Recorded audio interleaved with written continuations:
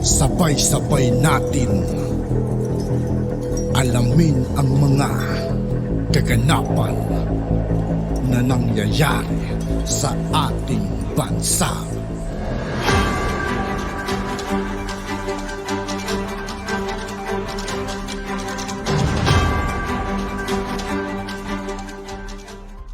Yo, what's up mga kaibigan? This is I2K po again. Ngayon nandito ulit tayo sa channel ni Pinas News Insider. Dito ulit tayo magbibigay ng komento at reaksyon. Pero bago ang lahat ng yan mga kaibigan, sa lahat ng hindi pa nakasubscribe kay Pinas News Insider, mag-subscribe na po tayo at huwag nyo rin pong kalimutan mag-subscribe dito sa aking channel. Simulan na natin mga kaibigan, let's go!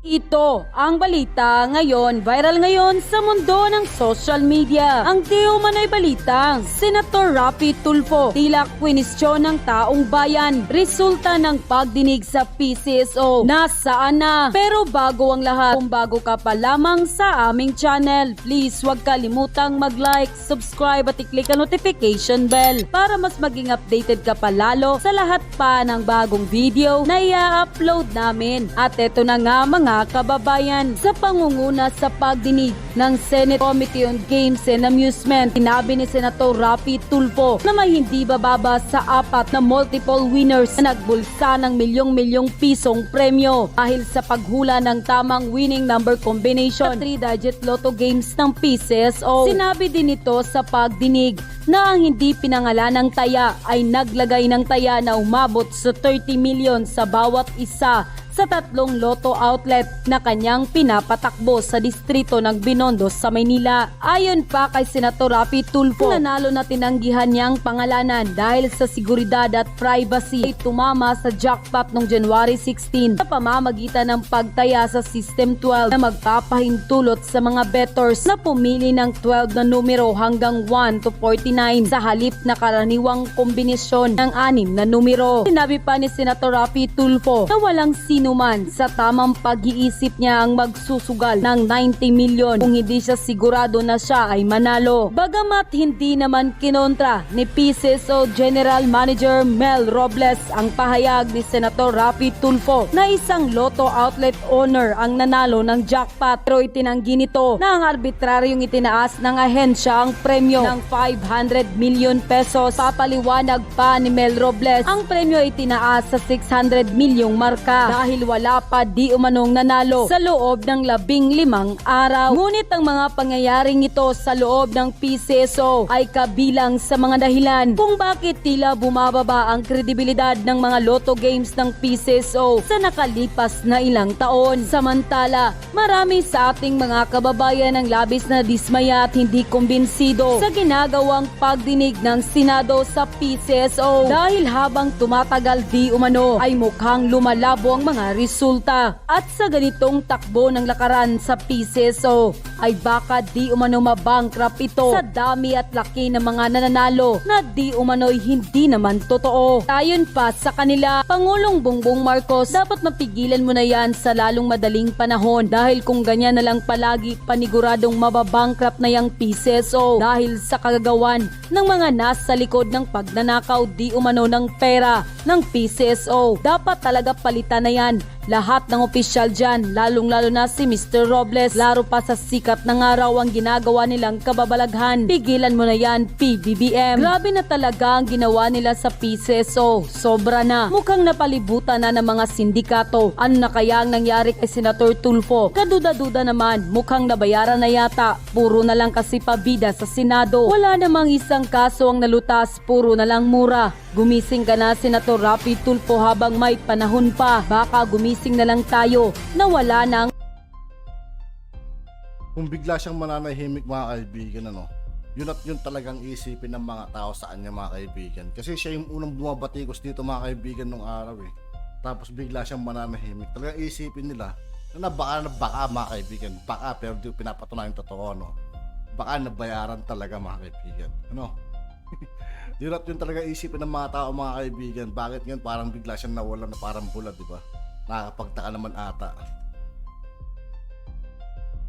Ang PCSO na bankrupt na Diyos ko, anong klaseng gobyerno ito? Diyos ko, PBBM at Senator Tulfo, huwag naman kayong magpadikta kay First Lady at Tamba na sariling pang-interes ang iniisip. Hindi lang ang kapakanan ng taong bayan. Manindigan naman kayo, PBBM at Senator Tulfo. Huwag ka nang mag-ambisyong tumakbo pa pagka-presidente. Unahin mo munang lutasin ang katarantaduhan dyan sa PCSO. Ipakita mo sa taong bayan na para ka sa mahihirap, hindi para sa mayaman na bayaran. Puro na lang talaga hearing. Wala namang resulta. Sobra na talaga kayo. Sa kagagawa nyong yan, paniguradong masisira at malulugi na yung PCSO na yan. At akalain mo, halos araw-araw may panalo. Paniguradong bankrupt ang resulta niyan. Ipasarado na lang muna sana yung PCSO hanggat hindi pa nalulutas umano ang paglilitis sa Senado. Naway manindigan ka na sana, Senator Rapi Tulfo. Biglang bait, biglang mura. May pa-walkout pang nalalaman. Wala namang resulta. Paniguradong klaro pa sa sikat ng araw na hindi magtatagal ang PCSO dahil sa kagagawan ng mga kawatan at sindikato na nakapalibot dyan sa PCSO. Kung hindi mapipigilan yan, paniguradong bankrupt ang resulta dyan. Dapat malutas na yan sa lalong madaling panahon. Senator Tulfo at PBBM, ipakita nyo na para kayo sa taong bayan, hindi para sa mga kabulastugan. Nakakadismaya ang gobyerno ngayon. Sobra na, tama na. End quote. Okay, pag-usapan natin, no? Ito po, inano na po ng tao, no? Talagang ipinamukha na po sa ating Pangulo na ayaw ng mga tao yung ganitong uri ng pamumuno, no? 2 digits po ang binagsak ng rating ng Pangulo ng Pilipinas mula noong December 2023 hanggang ngayon na March, no? Ayon po rito sa Pulse Asia, ito po ang isa sa mga pinagkakatiwalaan natin, SWS at Pulse Asia. Double digits po ang ibinaba, no? Ayaw na ng mamamayan dito sa kasalukuyan, no? Ayan. Sinasabi po from double digit decline in the first quarter. Ayan. At mukhang ito po ay tuloy-tuloy na yung paglagapak. Unlike po kay Pangulong Duterte, kung matatandaan nyo, relatively hindi po siya mataas nung bandang mauna. Pero habang tumatagal po, habang yung nakikita ng mga tao yung resulta ng mga ginagawa ni Pangulong Duterte, pataas ng pataas po yung rating hanggang sa maabot po yung pinakamataas, 88%. Ito po, tingnan nyo po, 55%, mas mababa ng 13% ang kanyang approval, no? Dati 68%, ngayon 55% na lang. Okay. Tapos yung trust rating niya bumaba naman ng 16%, dating 73%, naging 57%. Ang malupit po nito, ang laki po ng ibinaba, no? Sa Mindanao. Sa Mindanao po ay bumagsak ng 32% and 22% ang kanyang approval rating. 32%. Halos ayaw na po sa kanya ng mga taga Mindanao. Alam naman natin kung bakit. Baluarte po yan ni Vice President Sara Duterte. Okay. At ito po yung pinakamalupit sa lahat. Ang laki rin po ng binagsak ng kanyang rating dito po sa Class E. Yung mga pinakamahihirap po nating kababayan. Yung Class E po na may pinakamalaki rin pong boto. No? So lahat po ng to, isa lang po ang sinasabi na nire-reject na po. Ayaw na ng mga tao yan. Biyahe ng biyahe. Yung pakikipag-engage dito, pakikipagmatigasan sa mga kapitbahay natin na pinagmamalaki pa na para tayong wala pa. Wala pa po yung ngayon lang yung expose ni Maharlika eh. No, ito pa po, ano pa po to, yung nangyayari lang na hindi ma-resolve lahat ng mga naunang problema. Hindi pa po kasama. Kailan lang yung expose ni Maharlika? Dalawang araw pa lang ang nakakalipas. Hindi pa po umepekto yan. Pag umepekto yan, mas bababa po ang rating. Wala pa rin po. Wala naman pong sanay na po tayo na wala pong reaksyon, no? Hindi po magre-react yan. Alam na po natin mangyayari. Hayaan lang yan. No reaction. Meski dyan sa mga yung mga vlogger, siyempre atake pa rin sa Duterte, no? Atake pa rin. Maudigs, si Digong pa rin. Ayan po pinakamalaki yung problema no? Yung pinakamalakas ninyong kaalyado ng mga Duterte, si Sara Duterte, naisipan yung tablahin para lang sa Kamag-anak Incorporated. Ako, yan yung pinakamalaking blunder eh. Pinakamalaking blunder ng administrasyong ito. Kapapanalo pa lang, yung pinakamalakas nilang kaalyado gusto nang tablahin para lang ma-promote yung kanyang maging next in line na yung Kamag-anak Incorporated na hanggang ngayon naman hindi makalagpas sa 0.5 rating ng presidential rating, no, 0.5. Hindi po maka 1% man lang, habang si Tulfo at saka si Sara Duterte 35 tabla, no, statistically tied sa first place. Yung dahilan ng lahat ng ito, dahilan ng tsatsya, dahilan ng pagtira kay Sara Duterte, dahilan ng pagpalag ng mga Duterte, dahilan ng pag-alis ng mga kaalyadong katulad ni Badong, mga unit team, pagkasira na unit team, hindi po makaabante ng 1% sa presidential survey. Wrong move na yung pinakamalakas mong kaalyado, no, very early in the game, no, wala naman sabit pa, kundi biruin nyo, sinakyan ninyo yung atake ng Makabayan Black na alam naman natin lahat kung bakit inaatake si Sara Duterte, dahil napagtagumpayan niya bilang mayor ng Davao na sila ay dating stronghold nila yung Davao, ay biglang naging insurgent free. Ayan po yun eh. At namili kayo, gusto nyo pa ng mga dilawan ng mga dilawan, kayo na lang ang bumubuhay sa mga dilawan. Sa totoo lang, nagkaroon lang ng buhay uli ang mga dilawan nung kayo. Durug-durug na yan eh. Zero diretso na yan eh. Nung panahon ni Pangulong Duterte, yung dilawan na dekadang bumibira sa pamilya nyo, PBBM. Ngayon, anong klaseng pag-iisip yan? Hindi na tayo magtataka ngayon kung bakit ganun patungo, no? Yung pinakamalakas mong kaalyado, papalitan mo ng mga dinurog na ng mga Duterte. Yan talaga mapupunta dyan, no? Ganyan talaga yan. Okay. Ang point lang dito mga kapatid, no? Hindi po pwedeng walang balik yan eh. Tapos, bukod dun sa paninira kay Sara Duterte, walang katapusan, no? Yung paninira din sa napaka-popular na si Pangulong Duterte. Di ba nag-iisip tong mga vlogger, yung mga supporter na may reason, no? Mayroon pong dahilan kung bakit popular si Pangulong Duterte. At least sa mga reason na yan, hindi po counted sa mga reason na yan, yung si Pangulong Duterte ay maraming vlogger na nakapaligid. Hindi po. Baliktad po.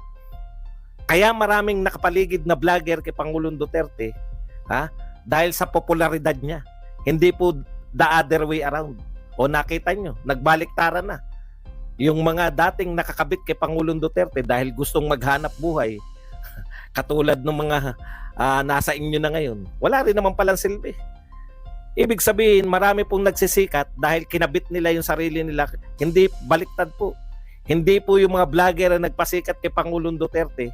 It's the other way around. Yung mga vlogger ang sumikat dahil sa kahusayan ni Pangulong Duterte sa pamamalakad. Ang point ko lang, sinisiraan nyo pilit, no? Yung taong namamahinga na dapat. Sinisiraan ninyo sa mga imbento nyong yung kapalpakan ng kasalukuyang administrasyon, isisisi nyo lang sa dating administrasyon na umalis sa pwesto may pinakamataas na rating, no? Akala nyo kaya nyong itokis yung popularidad. Kaya po very popular si Pangulong Duterte. May dahilan po yan. Hindi po yan dahil sa vlogger at kung ano pa man. Kaya po very popular si Pangulong Duterte, tagos sa puso ng mamamayang Pilipino yung kanyang paglilingkod. Tumagos po sa amin, nakita namin. Ang mga ginawa ni Pangulong Duterte, nakikita, nararamdaman, naaamoy. No amount ng paninira yung pwede nyong sabihin sa kapayapaan na naramdaman namin nung panahon ng war on drugs. Walang amount ng paninira ang tatapat sa nakita naming pag-unlad, no? Malapit na sanang umunlad o unti-unti nang umuunlad nung panahon ng build. Wala pong amount ng paninira ang magsasabi na palpak yung paglilinis ng Manila Bay pagkakaroon ng Dolomite Beach na dating basurahan na ngayon ay pinapasyalan. Wala pong amount ng paninira yung pinaganda niya yung Boracay at karapat-dapat na ngayon na matawag na talagang isa sa mga pinaka-dinadayo. Wala pong amount ng paninira na yung NAIA, no, na panahon ni Pangulong Duterte ay most improved.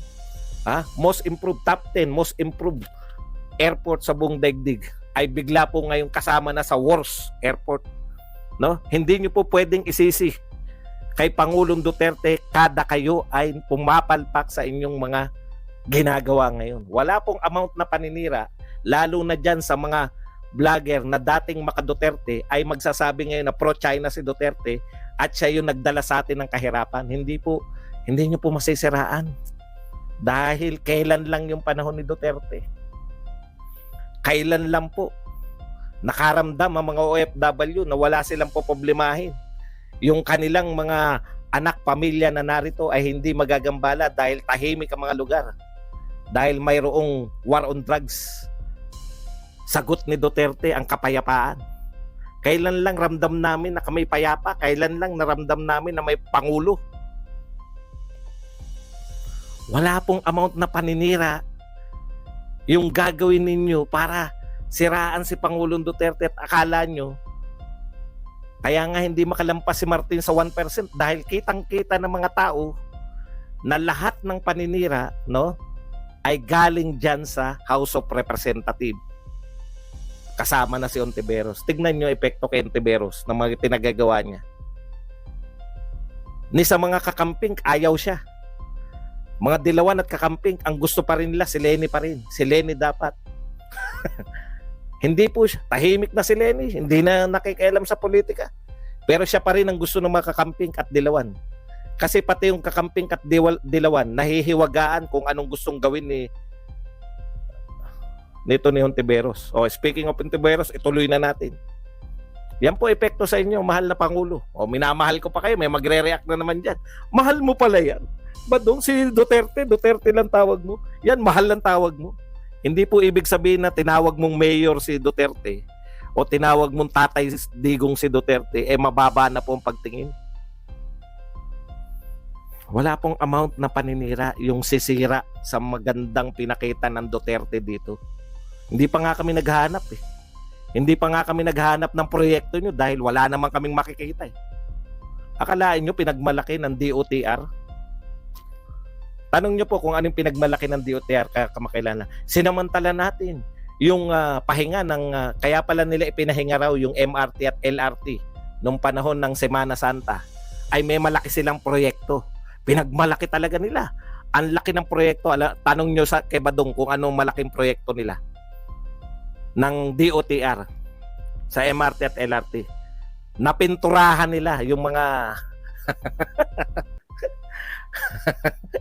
nakapagpintura sila. Congratulations. Yan na yun. Nakapagpintura. Ang galing. Kaya yan, bagsak sa rating. Kala nyo ba, may mahita kayo dyan na merong mga komento yung mga yan? Wala na po yan. Masanay na tayo. Lilipas din yan. Lilipas din yan. Mawawala rin po yan. Ang susunod na pinag-iisipan para tugunan. Ito po, baka sabihin nyo naman na manhid yung ating pamahalaan. Bagsak 2 digits ang survey. Siyempre, kinakailangan pong may gawin naman para may angat po, di ba? Normal yun. Pag normal ka po mag-isip, normal po na gawan mo ng paraan yan. Kasi, ikalawang taon mo pa lang. Kumbaga, yung mga matitinong presidente, ikalawang taon, talagang buhos pa yan. Talagang very popular pa yan. No? Very popular pa yan. Buhos pa yan. Pero ano po ang nangyari? Baka sabihin nyo, walang gagawin. Meron pong gagawin ng Pangulo. Bagsak ng 2 digits. Sasabihin nyo, ano yan, ganun lang, walang gagawin. Meron po. May nakalinya na pong gagawin. Ibubulong ko sa inyo. Babiyahe po. Pinag-iisipan kung saan ang susunod na biyahe. Atin-atin lang yan. Kada biyahe niyan, tataas ang rating. Speaking of rating, nakita ko po, putya, pasok po ang 2 tulpo. No? 2 tulpo po, papasok po sa top 12. Si Ben at saka si pwede po ba? Si Erwin at Ben, pwede po ba? Tama na 1 tulpo. Hindi naman po dahil sa kung ano pa man. Nakikita nyo naman ang resulta. Kung gusto nyo dagdagan yan, sa Senado, lahat po ng mga meeting, kala mo nasa war zone kayo sa Senado, iboto nyo po. Pero kung gusto nyo po na bumalik yung Senado na normalidad lang, yung hearing ay hindi po TV show, kalimutan, baka pwede nyo namang isingit yung mga wala sa survey. Katulad na Persida. At si Panelo. Kay Panelo, si Roque. Kahit na magkalaban yung 2 na yan. Speaking of Roque, dahil sa'yo, may iimbestiga na kay Pangulong Duterte. Alam niyo naman si Ontiveros, no? Idol niya si Idol. Alam niyo ba kung bakit? Siyempre, nakita niya, puta, number 1 Kulang yata ako sa grandstanding. Kailangan ng tirahin ko na. Walang epekto yung banat ko kay Kibuloy. Dapat ang tirahin ko na yung pinaka-ulo. Yung pinakatatay na ng mga Duterte. Yung mga napadikit lang kay Duterte. Walang epekto. Hindi ako tumataas. Ilang percent na ba si Risa Ontiveros? Yan. Kaatake. Lahat ng umatake sa mga Duterte, yan ang sinasapit. Kaya kayo, atake pa. Yung mga vlogger, atake. Ang galing nyo. Tulong na tulong kayo. Alam nyo yung pattern nyo? Yung proven, no? Yung proven formula ng mga dilawan sa kanilang pagbagsak. Yun ang ginagawa nyo ngayon. Ano yung proven formula ng mga dilawan? Dekadang siniraan ng mga Marcos. 6 na taon na siniraan ng mga Duterte. Bagsak.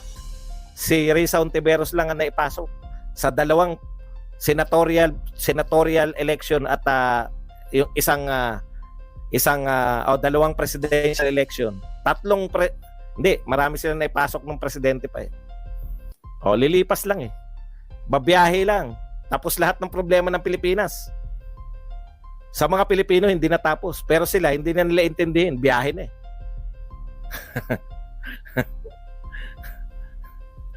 biyahe na kahit po. Okay, balik tayo kay Risa Ontiveros. At saka sa mga nakakatawa nga Dito bugbog tayo rito sa may Twitter Panay mga nagsanib puwersa yung mga dilawan Yung mga dating dilawan na tumitira sa Duterte, hindi po nila tinitira yung mga Marcos, no? Akala nila nakaupo ngayon Duterte pa rin Binobomba tayo ng water cannon ng mga Chinese. Tinitira Duterte dahil Maudigs nga at saka si Digong. Yung ginagawa ninyo, kayong mga vlogger, tuwan-tuwa kayo, 'di ba? Nakakabira kayo. Pero yan nga yung proven formula ng mga dilawan sa pagbagsak nila. Kaya congratulations kung sino man yung mga amo nyo, no? Umamin man kayo hindi. Hindi nyo po pinatatampok. Proven na nga Dapat kayo marurunong kayo. Kasi yung mga yan, hindi po nagkaroon talaga. Ewan ko, hindi ko maintindihan Di ba kayo marunong mag-aral ng history? Dekadang siniraan yung mga Marcos. Di ba nasa Malacanang ngayon, Marcos? Ang mga Duterte, 6 na taon siniraan. Panalo pa rin si Sara. Ngayon, tinutuloy niyo yung paninira. Sino number 1? Sara Duterte sa lahat ng survey. Katay niya si Rafi Tolpo sa presidential survey. Lahat ng uri ng survey nangunguna si Sara Duterte. Hindi nyo ba man lang naitanong kung epektibo ba yung ginaya naming pattern ng mga dilawan at kakamping? In the first place, dapat naaral nyo yan. Alam nyo kung kayo dumaan kayo sa politika, siguro hindi kayo nakaranas mamulitika ng koleyo. Simple lang yan Kung paulit-ulit nyong gagawin yung ginagawa ninyo at gusto nyo ng ibang resulta, iuntog nyo na lang ulo nyo sa pader. No? Paulit-ulit na yung ginagawa nyong paninira Hindi na epektibo yan. Buti sana kung sinisiraan nyo si Sara Duterte. Ganito naman ang paninira nila kay Sara Duterte. Ha, DepEd ka? Yun lang, wala nang iba. Ha, DepEd ka? Teacher ka ba? Hindi pala teacher yan. Ano mangyari sa DepEd yan? Ha, 125 ginastos mo? Bakit mo ginastos? Pondo niya yun. Yung paninira niyong walang kwenta. Si Pulong may budget, bakit binabaha pa rin ang Davao? May budget si Pulong, hindi niyo ba natanong? Metro Manila. Ang Maynila, may budget din, bakit binabaha? Tuwing umaambon. Alam niyo, yung mga walang pakialam dyan sa mga maudigs nyo, yung mga naghahanap buhay ngayon dahil sa mahal ng presyo ng bilihin, dyan bumaba yung rating ni Marcos sa pinakamalaking porsyento. Walang pakialam yan sa West Philippines na pinagsabi nyo. Ang pakialam nila yung araw-araw, saan sila bibili ng pambigas, saan yung 20 pesos, saan kami pipila ng ayuda. Naririnig nila may 500 billion. Nung panahon ni Duterte, 305 billion lang. 2 beses silang tumanggap ng ayuda. Ngayon, malalaking picture yung nakikita. Yan ba yung ayuda? Malalaking picture? Kulelat pa rin. Yung may malalaking picture sa bigayan ng ayuda, kulelat pa rin. Okay, ito po. Sabi po ng bagong PNP chief, alam nyo, sabi niya, no more declaration of all-out drug war. Grabe, no? Ano po epekto niyan sa mga... Alam nyo, nawala pa lang si Duterte, malalakas na uli yung loob ng mga kriminalidad eh. Tama ako, mali ako. Malamang tama ako. Kasi nakabalik na eh. May mga siga na uli na addiksyones eh. Nakakalat na uli. Nakita nyo ba yung nag-viral? Yung mata niya talagang, hindi na naintindihan kung ano yung sinasabi, yung nakakotse. Hindi na pinatulan nung nakita yung mata eh. Mukhang 3 taon nang hindi natutulog. Buhat.